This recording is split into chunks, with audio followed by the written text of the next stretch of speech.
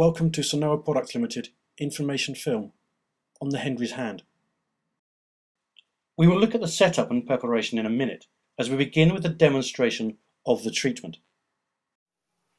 In this simulated example, our patient has a Colles fracture of their right wrist and the Hendry's hand is attached to the corresponding side of the bed.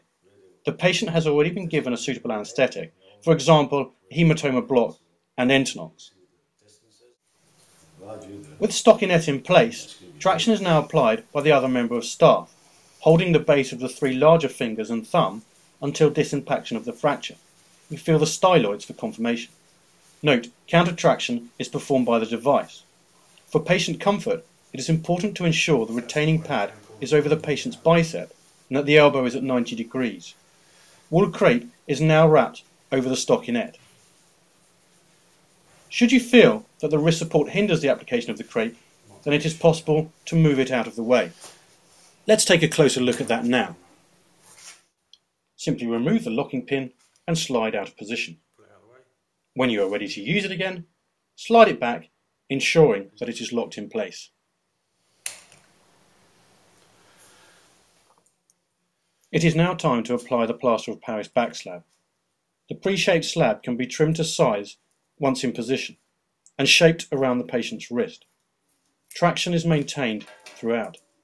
With the stockinette folded over each end, bandage is then applied to cover the plaster.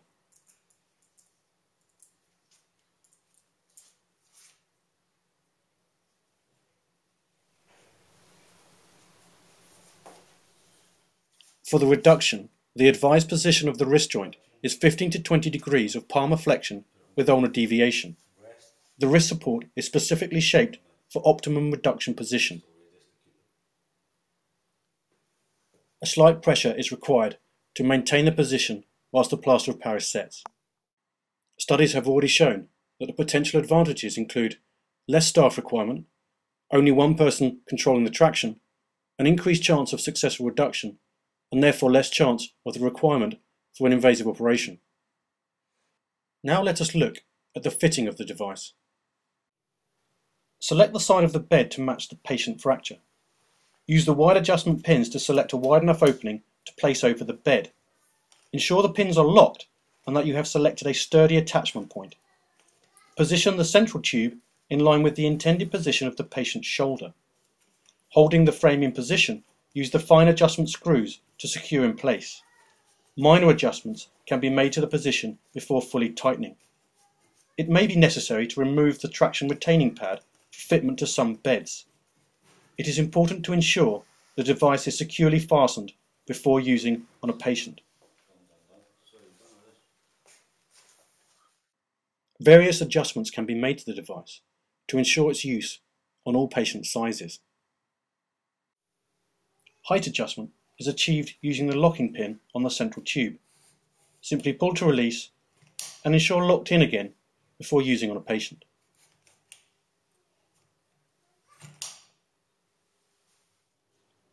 To reverse the device for either arm, unlock the wrist support and slide through 180 degrees. Do the same with the traction retaining pad. The wrist support can also be adjusted for length. Again, ensure all pins are locked before using on a patient.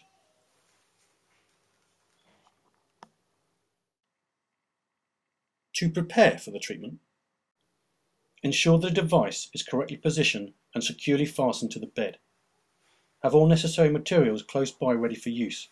Where possible, have them cut to the required size. The plaster of Paris back slab can also be pre-cut to the desired shape as shown.